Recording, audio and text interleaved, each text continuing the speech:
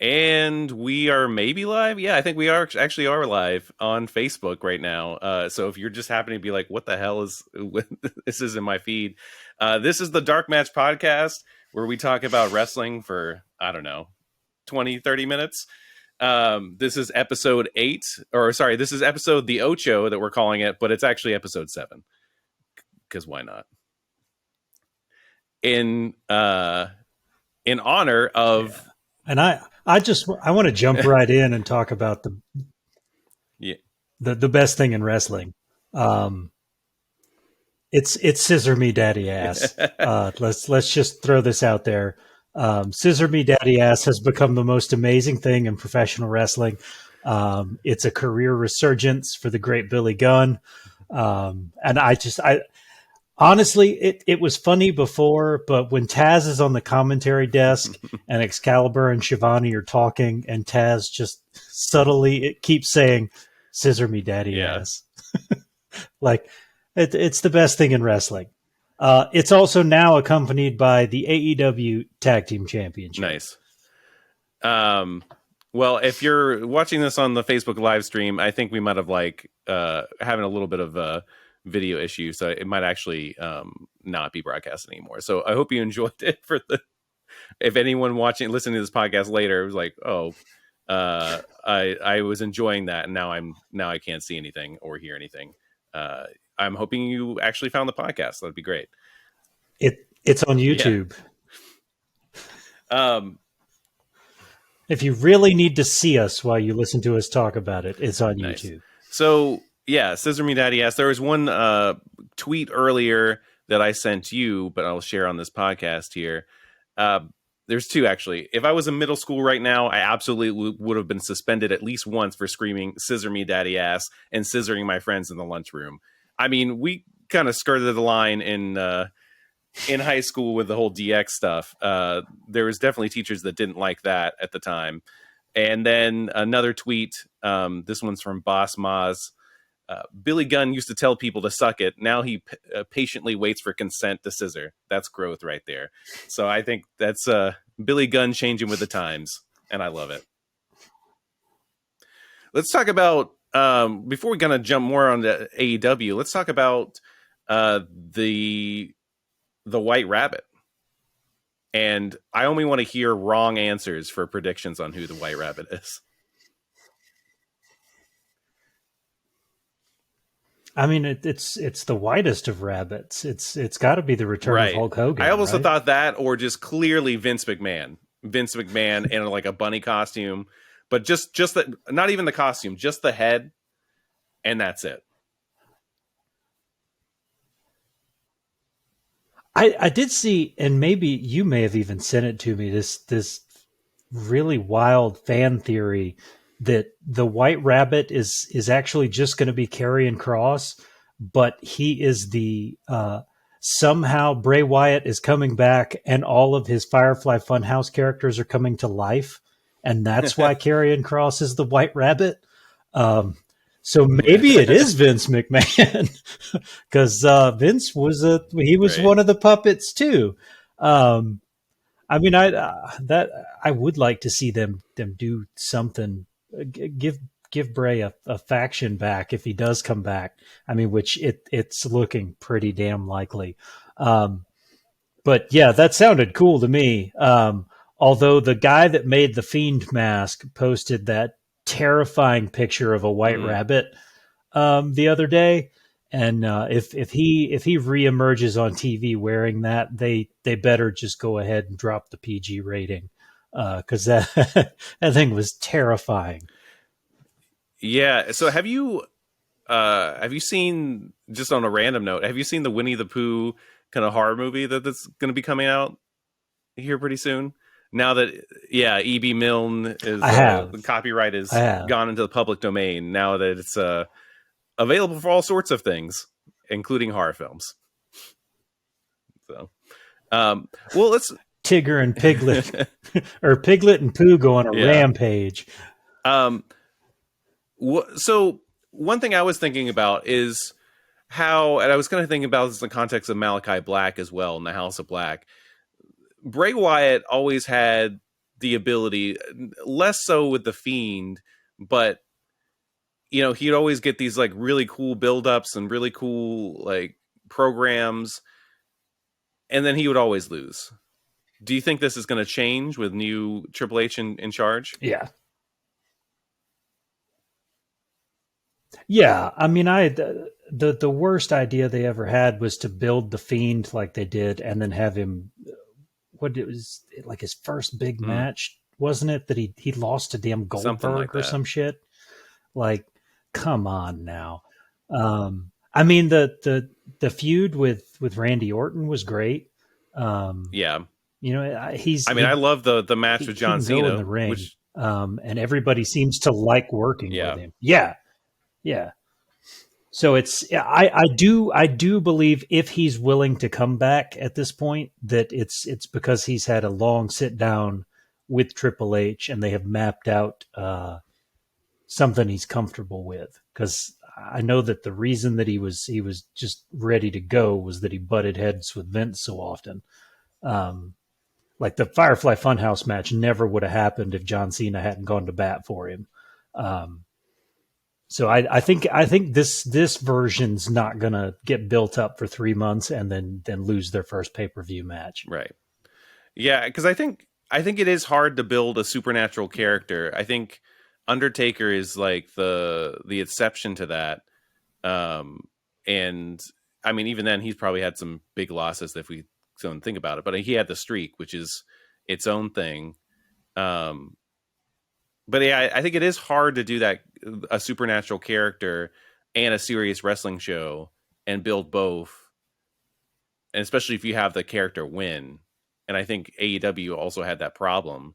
But I mean, of course, with Vince in control, it seemed like he was always kind of hot and cold on Bray. And, he was cold on Bray when it mattered most. And that kind of sucks. Well, yeah, and he seems to have this tendency to want something supernatural on the show on Tuesday, and then by Thursday he doesn't want it anymore and rips up the script. Yeah. Because apparently that was a sticking point on Judgment Day, and that's why Edge wanted out. And then now they have not even remotely gone that route. I mean, and Vince was still in control during the Edge transition to Finn Balor.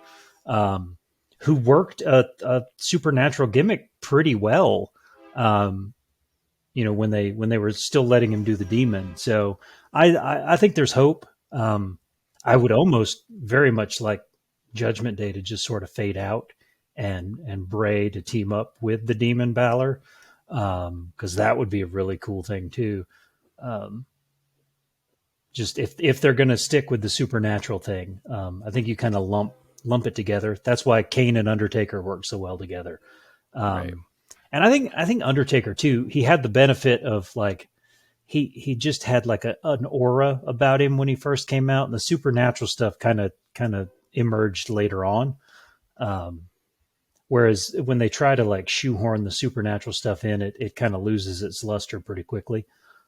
So I hope that they can find a way to make it less supernatural and more just, unbeatable monster kind of thing. He's basically make Bray the Goro of this Mortal Kombat. Right. It would work for me. It'll be interesting to see what they do with Bray this time around. I gotta say, I was in SmackDown last week, and they just, unprompted during one of the commercial breaks, played the Feed Your Head White Rabbit song from Jefferson Airplane. AEW has Jefferson Starship, and WWE has Jefferson Airplane, which apparently actually is related. It's not all the same members, but it's like they're shared some of the same members. It actually is essentially the same band.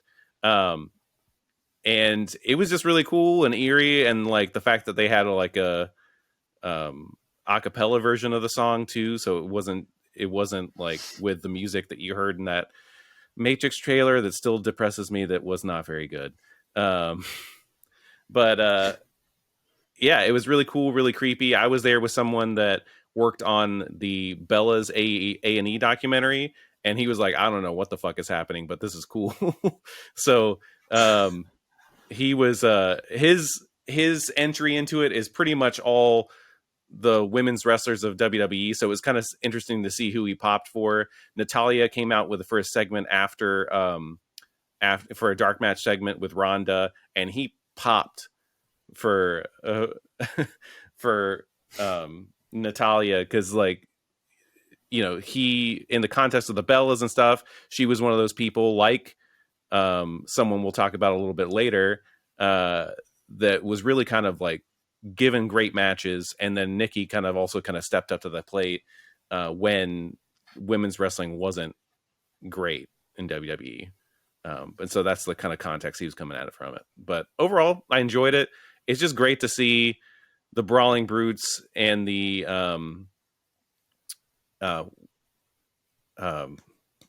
Imperium go at it.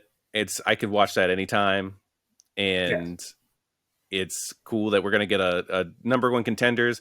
Are they going to keep those belts on the Usos forever? Who knows? It kind of feels like it. I feel like we got to give here somewhere. We're just randomly stripping titles from some of the bloodline, so why not? Yeah, which was kind of an odd choice. Your biggest issue is that you've unified these other belts, and the guy that only has one is the one that you're stripping a belt from. The Usos have got to drop something at some point. They can't be on every show. Plus, I mean, how many matches is The Rock supposed to have at WrestleMania? He can't just, is he going to run through the whole bloodline? Is it The Rock, like in a single man Survivor Series match against the bloodline?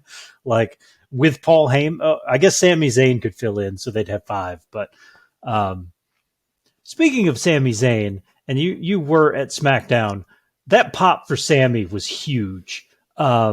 He has somehow just accidentally become the biggest face on that on a show that's got Drew McIntyre and 3 or 4 other of their top face guys. Like Sami Zayn has quietly snuck in there and stole that spot. It's been fun to watch because he is having a blast doing this. If you follow his Twitter at all, he just tweets the most ridiculous stuff. So I hope that, the Usos and Roman have as much fun with it as he does. Roman seems to. So it's that's been cool to watch. Sammy become the biggest face in WWE. Although if it's to be believed, it's definitely Logan Paul is currently the biggest face, but he got. I thought he was going to get booed out of the friggin' building. Which warmed my heart that LA just trashed him so hard. Yeah, it was kind of nuts. And I'm glad to see them not like him. The thing that sucks is just I think Kofi was saying too, it's just he shouldn't be this good either in the ring, which is also thing. He's a good heel. He is a good heel. Yeah. And if he just leaned into that, but maybe he just wants the challenge of trying to be a face before going there. But it's I don't know. It's going to be interesting. I thought it was really interesting how they did not mention Saudi Arabia or Crown Jewel at all on the SmackDown broadcast, and how they saved that for a separate press conference. I think Triple H is going to be like, okay, contractually we have to do this show, and because they're paying us a lot of money, and we sign contracts, we're not going to back out. But how can we do it so it's not affecting? So we make it even more of a house show that we televise, but we make it unimportant for the normal WWE audience. And I think that's what they're doing.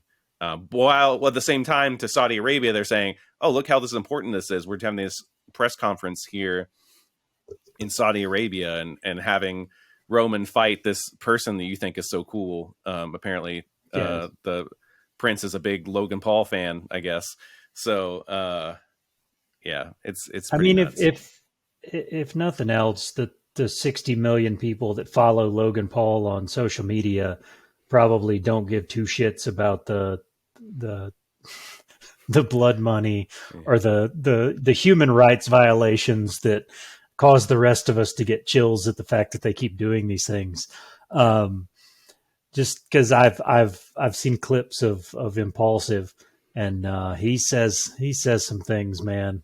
And like I'm just waiting for the day that he gets in that damn boxing ring and Tyson Fury knocks his head off. Just waiting on it. I was really hoping that they'd find a way to pull that off at Clash at the Castle, but yeah, the Furies are going to get a hold of the Paul brothers, and it's not going to be pretty for them. What sing along do they have after beating the Paul brothers? Oh, I hope they do some old gypsy tune in a language that nobody understands, and it's just the two of them. Like the crowd doesn't sing with them or anything. Yeah, no, I can't wait for the day that either one of them just gets knocked the hell out. You can't keep boxing washed up athletes and acting like you're good at something. I mean that would be like, I don't know, if Tom Brady had like a long pass competition with like some 23-year-old hotshot, like he's in his mid 40s, man. Like he can still get the job done on the field, but like let's be reasonable here. Yeah. So anything interesting happening on Raw? Really good match between Bobby Lashley and Rollins. That was it got one of them WWE gonna WWE endings, and Matt Riddle cost Seth Rollins the win. Didn't actually get involved, just the entrance music, and he walked out on the ramp, which is, you got a 280-pound guy waiting to beat your head in. Don't even turn around and look when the music starts. Right. But that match was great. Bobby Lashley continues to be a bright, shiny star that's not getting the credit he deserves. I'm trying to remember what else. Bailey and Damage Control, which sounds more like an MTV reality we watch YouTube videos and critique them show than anything else. She got a hell of a pop because they were in San Jose, and then proceeded to crap on the city and the hockey team and do heel things. She continues to excel. Io and Dakota are they're marvelous in the ring. Maybe not the greatest promos, so it's good to pair them with Bailey. She is going to get her Raw Women's Championship match at Extreme Rules. They have not added a stipulation for that one yet.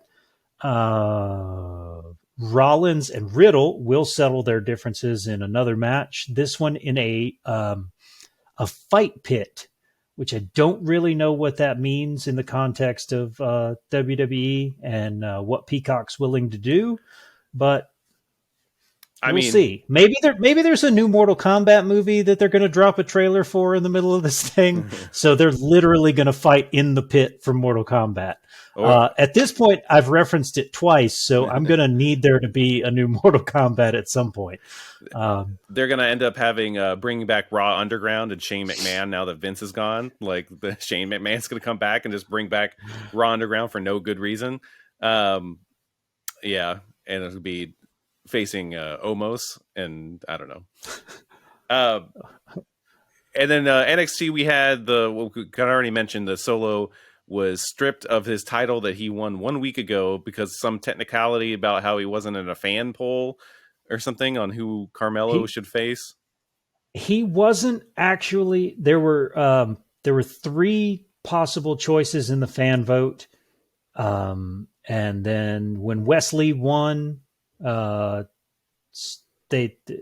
got jumped by Carmelo and Trick. And then when they went to the ring and were talking crap about Wes not being able to make it for the match, Solo Sikoa just kind of showed up and the match happened. So somebody at Gorilla told him to go out there. We've there's no more kayfabe. Like, we know you're sitting there. Yeah. So it didn't work real well.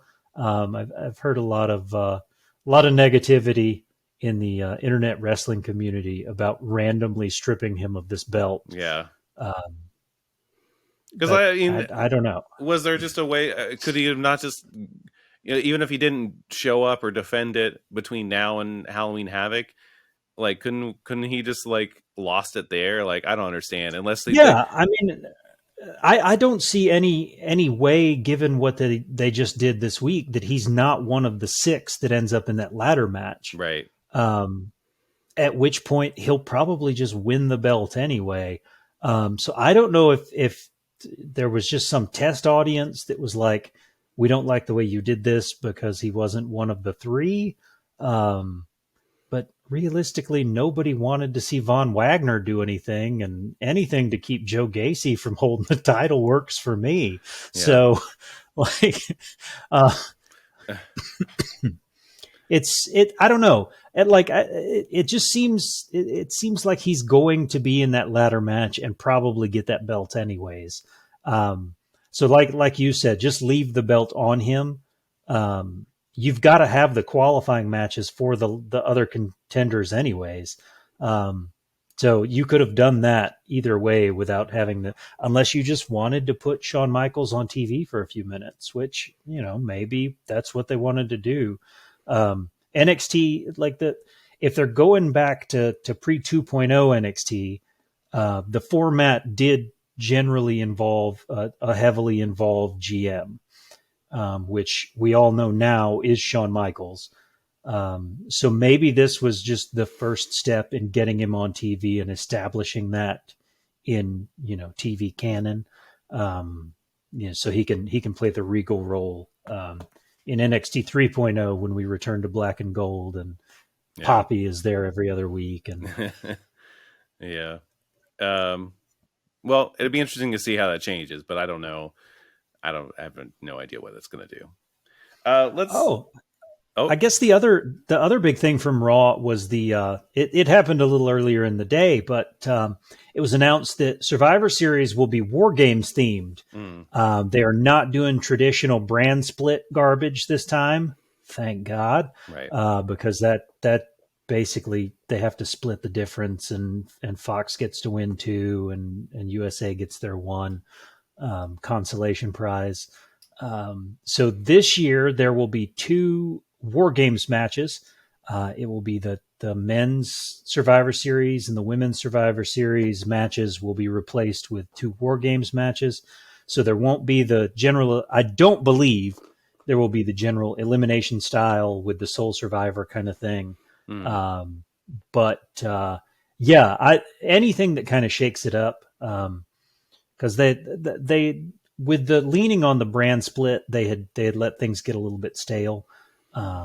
Plus, you can't have champion versus champion matches when the Bloodline holds all the belts. That's true. So I guess Jimmy and Jay could have had a match and to decide the better Uso, but I mean that's pretty much all you could have done for the majority of the show. Not that I would have had a problem with Uso versus Uso, right? Because main event Jay was killing it when Jimmy was hurt, so I wouldn't mind seeing them go at it.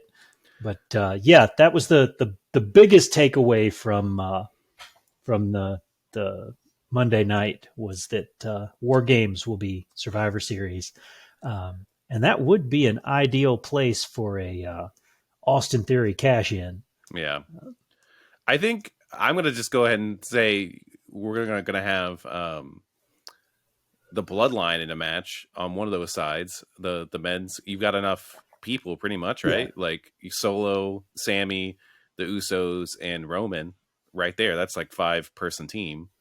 I don't know who they face necessarily. It could be a hodgepodge of a couple of other people. Probably Drew. I would imagine the Street Profits. So that Montez can do something crazy off the top of that cage. Who else have they got issues? Solo, I don't know, because he hadn't been there long enough to really have a feud. Right. Just do us all a solid and throw AJ Styles in there. Give him something meaningful, because if you remember, AJ Styles having those Extreme Rules matches with Roman is what got Roman over. Yeah. So let's throw him a bone here. Yeah. And it would possibly Damage Control. It seems like they're building them up for the women's side. Damage Control plus 2 friends that they make or something. I don't know. 2 other heel ladies.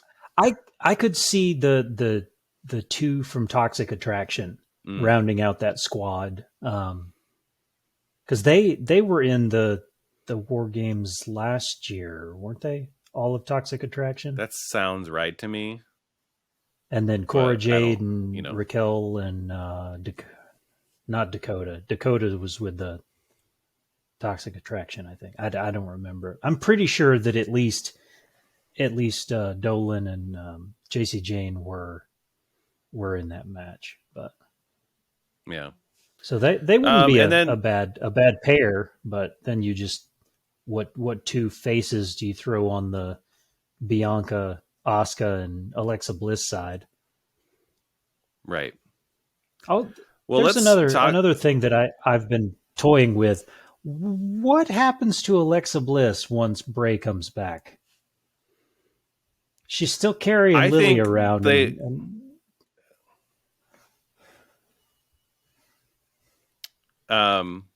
I think that they're going to do some kind of acknowledgement of it, but I think she's going to quietly move away from it, or maybe not. I don't know. It just seems like they do kind of like at least want to wrap up the storyline somehow, but I don't know necessarily how you wrap up mental illness.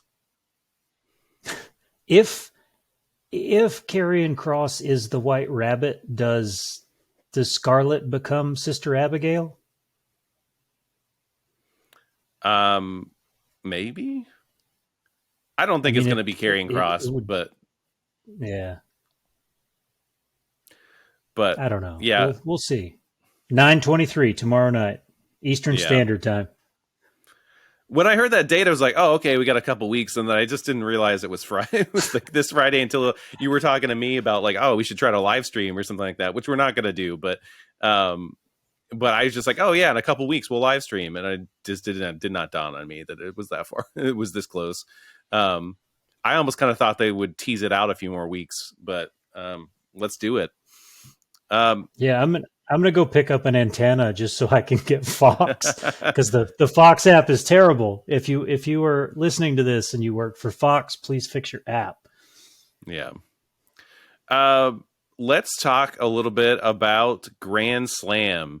Now let's just go ahead and say, to me, the coolest moment of it was Saraya, formerly known as Paige, kind of debuting after the women's match. Women's match was fine. It felt like, in a weird way, the fact they did another Fatal 4-Way just felt like a repeat of All Out in a way, even though it was different competitors. But Serena Deeb's just great. But that was a huge pop.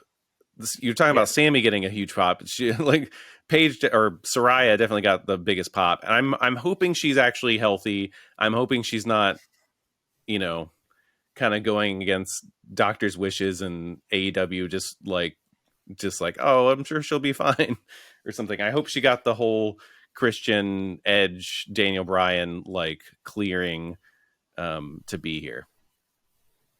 Well, she mentioned on social media not too long ago that she was in great shape and could get back in the ring. And the reports today were that, Triple H had reached out and was interested in bringing her back too. So I'm gonna, if he made that phone call, he'd done due diligence and a doctor had given her the green light. So I think she's there to wrestle. Otherwise, having her come out and all the women in the women's division get pissed off doesn't do us any good. I think her and Serena Deeb are going to have one hell of a match. I texted you last night. How did Athena end up in a women's championship match after she just lost a TBS championship match at All Out? I don't know, but I'm hoping between Paige being, I think, probably a good advocate for the women as well, just no matter what, just her being there, I think will help. And then I think I think Madison Rain is not great in the ring, but I was talking with somebody that did watch her when she was kind of in her prime, I would say, and she is really. He thinks that there would be a really good coach, and that they've already seen some kind of improvement in the women's division. So I'm hoping that between Paige being there and between hopefully Madison Rain being a positive influence, even if she's not that great in the ring, I'm hoping that leads to a lot of more things for the women. Because you could say that Paige was also kind of the start of that revolution with the NXT championship. Was she the inaugural NXT Women's Champion? I believe so. Yeah, like her and Seth are the inaugural champions, I think. So I think she can do a lot. I think she was a big part of the WWE thing, even though it's mainly credited to the four ladies that do not include Paige. But I think she's a big influence. She's made some unfortunate personal decisions that have, like, in some cases probably messed with her career and stuff as well. So hopefully she's doing all right and, doing well. Yeah. Let's some of the matches we had. So one thing I noticed, we were talking about kind of the WWE ending, but unfortunately I think there were a few matches that ended in cheating, and of course a couple of them were like right in a row.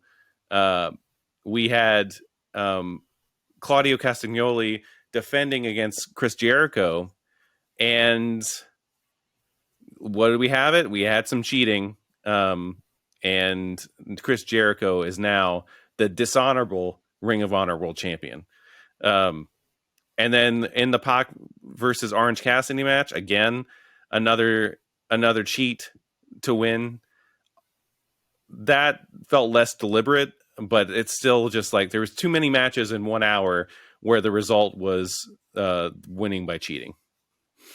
Yeah. So I mean, especially if you were going to have I think the tag belts needed to change hands clean. Yeah. Especially since you're just going to have Swerve go heel and Keith Lee, break away from him anyway. I think those belts needed to change hands clean because, I mean, the Acclaimed they're a face team at this point. The Gun Club, they were heels. Swerve and Our Glory became heels as soon as Swerve started turning on the fans. So the Acclaimed needed a face win there, and they kind of sell it. I mean, anything to see Billy Gunn hit a famouser on the pad outside the ring, but they needed the clean win. AEW leans on the low blow finish with the distracted referee far too often. Yeah. I feel like I did, at least Jericho got the win without Sammy Guevara's help, because I just don't want to see that dude anymore anyway. But still, as soon as he pulled Floyd out and Claudio caught it, it was going to end in something like that.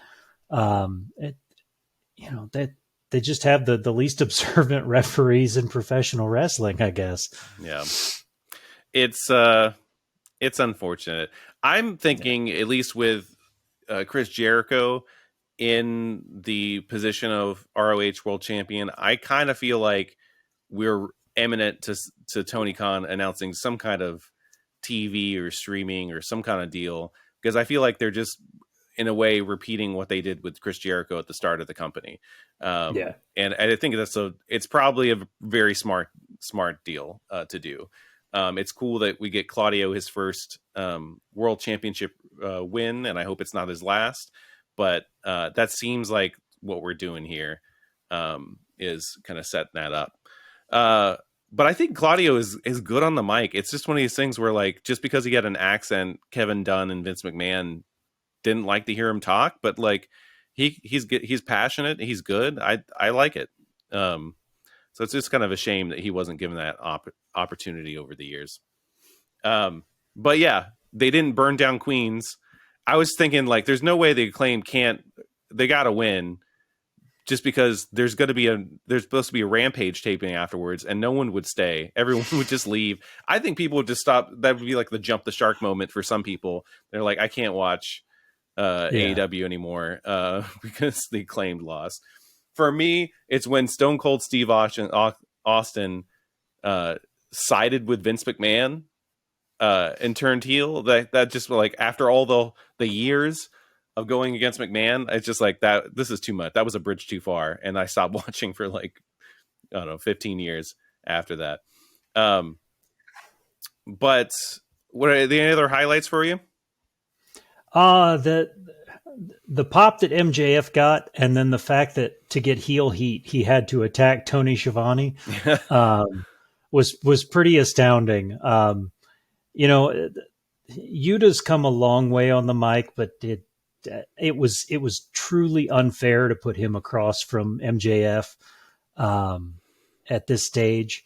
MJF he's on another level, and I hope that it comes to play that him attacking Schiavone invokes the wrath of Sting, just because that's so on character. They've got to do something with it.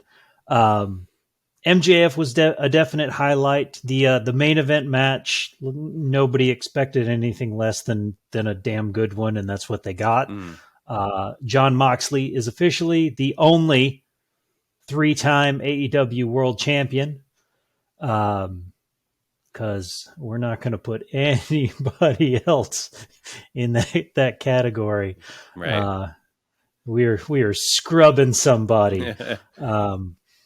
I think it was the right call, particularly given the internet's fascination with the Bryan Danielson title history being so heavily linked to Punk.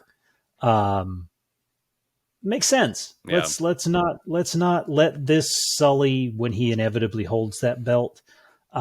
Truthfully, I probably would have had him be the guy that carried the Ring of Honor belt into a TV series, but Jericho got AEW off the ground, so who knows? I lost the thread. The women's match was fine. Acclaimed getting the win was another highlight. Was there anything else?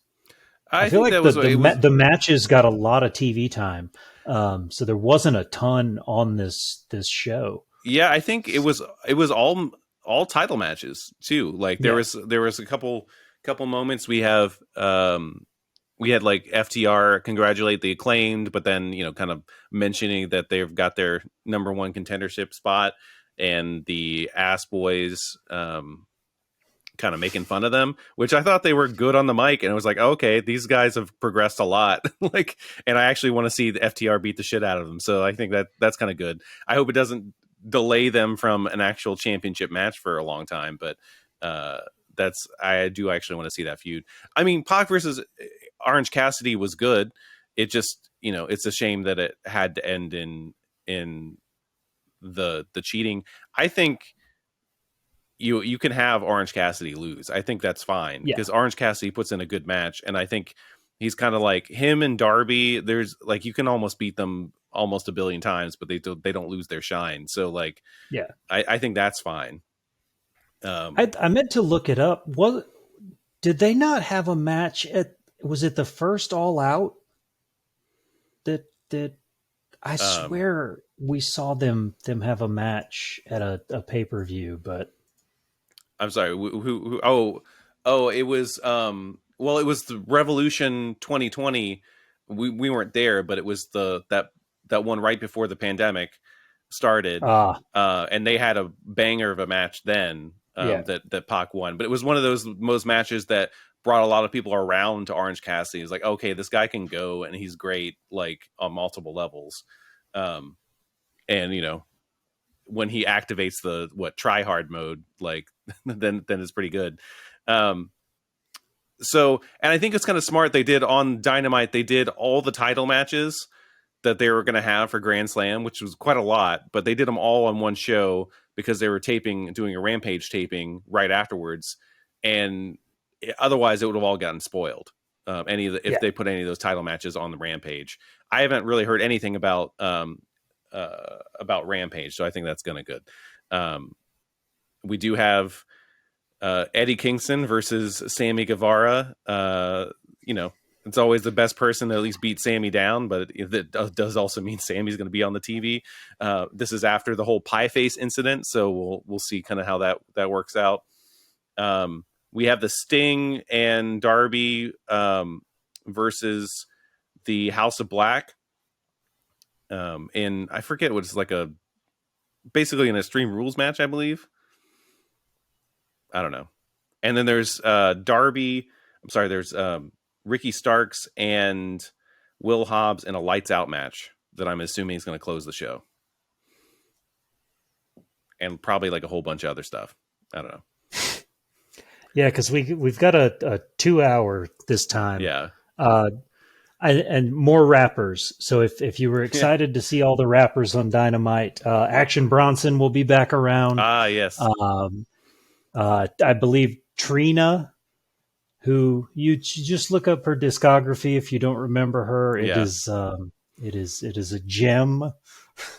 I do remember the moment I saw like some other names involved with her. I remember other rappers in mid song say her name, and I'm like, oh yeah, Trina. Okay, yeah, I remember her. She got a shout out from Cardi B for appearing on Dynamite. So Cardi B's watching, so that's interesting. But yeah, one thing I will say, we're talking about Swerve and Keith Lee, or at least Swerve being a heel. They showed up at some Brooklyn school the other day that has like a wrestling club, and these probably are like late elementary, early middle school, possibly. They flipped out for Swerve and Keith Lee, and it was like incredibly wholesome. And I know that he's a heel, but it's great. It was really heartwarming, and I'll see if I can link to that in the show notes. It'll make you feel good. So, well, what else are we looking forward to this week? We got, really, it's tomorrow. The White Rabbit is what I'm looking forward to. I'm excited about maybe even being disappointed that somehow it's not Bray Wyatt. I think it's gonna be fun to find out. It's Goldberg. Oh my God. We all know it's Goldberg. The Saudi show's coming up. They got to bring Goldberg back. Yeah. The 9:23 on 9:23 Eastern Standard Time.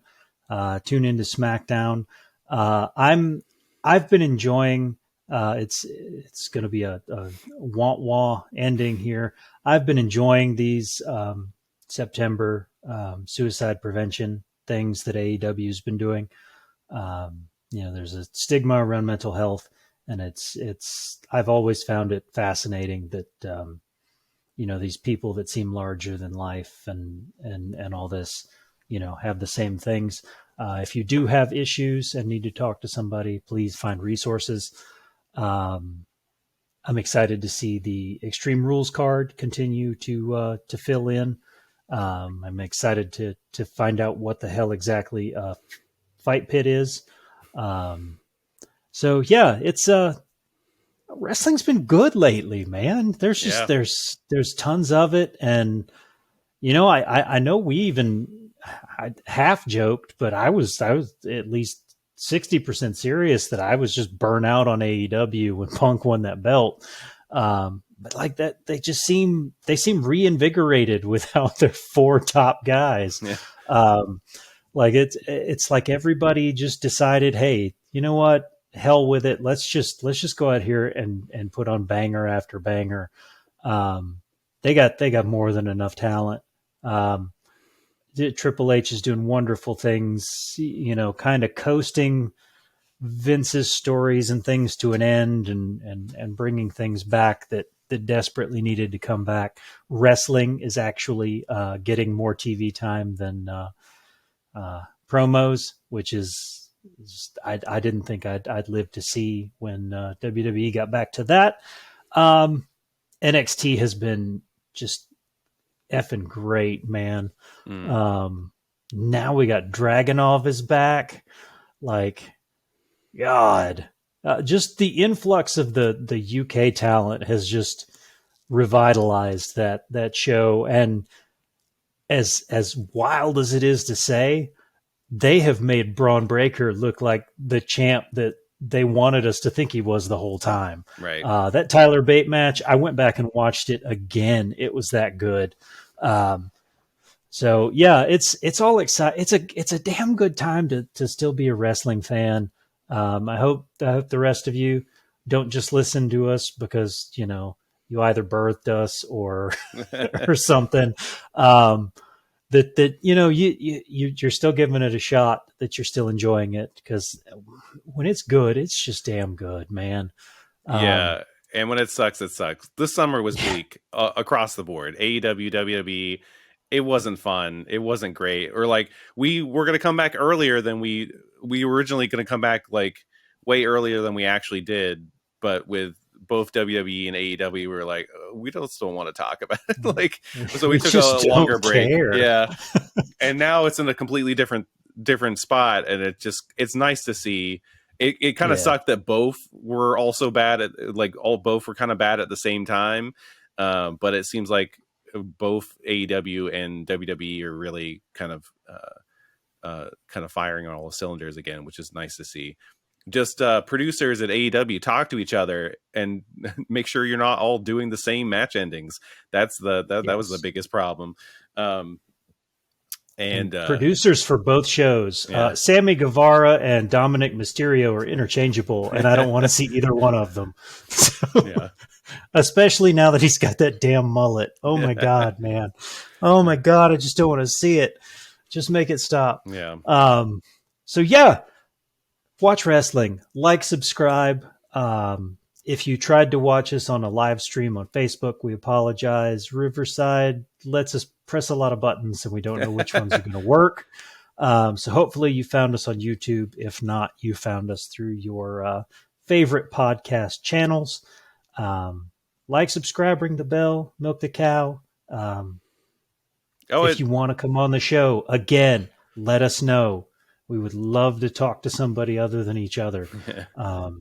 I mean, I talked to my wife, I listened to my baby babble, and I talked to Jeremy. So if anybody else wants to come in, join the conversation, I'd love some company. Well, on that note, we'll catch you next week for more wrestling.